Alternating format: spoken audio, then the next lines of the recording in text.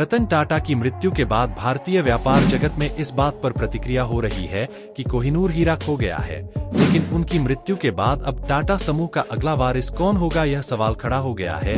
कुल 26 कंपनियां हैं और 3,800 करोड़ की संपत्ति है। तो रतन टाटा के बाद इस डॉलर का प्रबंधन कौन करेगा? टाटा समूह के उत्तराधिकारी के रूप में नोएल टाटा का नाम सामने आ रहा है। रतन टाटा से क्या है कनेक्शन और कैसे होता है टाटा ग्रुप के मुखिया का चयन? आइए इस वीडियो से जानें। सबसे बड़ी हिस्सेदारी वाले ट्रस्ट के मुखिया का पद अब खाली हो गया है। अब देखते हैं कि रतन टाटा के बाद टाटा ग्रुप का मुखिया किसे और कैसे चुना जाएगा। ऐसा देखा गया है कि भले ही सरनेम टाटा न हो, लेकिन पारसी समुदाय से आने वाला व्यक्ति ही टाटा ग्रुप का मुखिया बनता है। अब शुरुआत में टाटा ट्रस्ट के चेयरमैन टाटा ग्रुप के चेयरमैन होते थे, लेकिन 2022 में कंपनी के आर्टिकल्स ऑफ एसोसिएशन में बदलाव के मुताबिक टाटा ट्रस्ट और टाटा इंस्टीट्यूट के चेयरमैन अलग अलग होंगे। स्पष्ट किया गया है ताकि यह देखा जा सके कि रतन टाटा केवल टाटा ट्रस्ट के अध्यक्ष के रूप में काम कर रहे थे, जबकि नटराजन चंद्रशेखर 2017 से टाटा सन्स या टाटा उद्योग समूह के प्रमुख के रूप में प्रभारी हैं। इसलिए अब टाटा ट्रस्ट, जो कि टाटा समूह में 66% शेयर धारक है, को चेयरमैन नियुक्त किया गया है।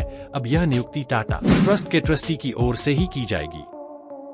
टाटा ट्रस्ट में कुल 13 ट्रस्टी हैं, जबकि दोनों ट्रस्टों में कुल मिलाकर 5 सामान्य ट्रस्ट हैं। कि टाटा परिवार या पारसी समुदाय से आने वाले व्यक्ति को टाटा ट्रस्टी अध्यक्ष बनने की परंपरा है, इसलिए नोएल टाटा का नाम सबसे आगे है। इस पद के लिए टाटा और जिमी टाटा के 2 बच्चे थे।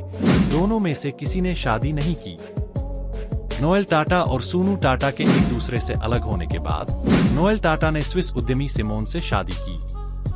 अब जिमी टाटा टाटा ग्रुप में ज्यादा सक्रिय नहीं है, इसलिए रतन टाटा के जवाबदेह अधिकारी के तौर पर नोएल टाटा का नाम सामने आ रहा है।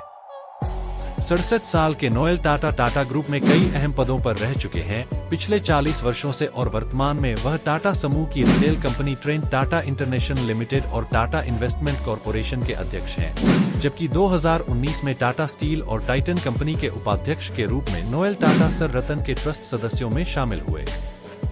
टाटा ट्रस्ट और सर दोराजी टाटा ट्रस्ट अगस्त 2010 से नवंबर 2021 तक 11 वर्षों तक टाटा इंटरनेशनल लिमिटेड के प्रबंध निदेशक रहे। उन्होंने ट्रेंट लिमिटेड के प्रबंध निदेशक के रूप में भी उल्लेखनीय काम किया है, इसलिए उनका नाम इस पद की दौड़ में सबसे आगे है। चेयरमैन के पद पर अगर उन्हें रतन टाटा के उत्तरदाता अधिकारी के रूप में नियुक्त किया जाता है, तो वह सर रतन टाटा ट्रस्ट के 6ठे चेयरमैन बन जाएंगे। अब हालांकि उनका नाम सबसे आगे है, उन्हें दोनों ट्रस्टों के 13 ट्रस्टियों में से बहुमत से चुना जाएगा, और चेयरमैन पद की दौड़ में टाटा ट्रस्ट के ट्रस्टी मेहली मिस्त्री का नाम भी सामने आ रहा है। टाटा संगठन के पूर्व अध्यक्ष साइरस मिस्त्री के चचेरे भाई हैं। उनके बच्चों नवीन टाटा और माया टाटा को रतन टाटा ने टाटा ट्रस्ट के विभिन्न संस्थानों के ट्रस्टी के रूप में चुना था। कहा जाता है कि माया टाटा के नाम पर भी इस पद के लिए विचार किया जा रहा है।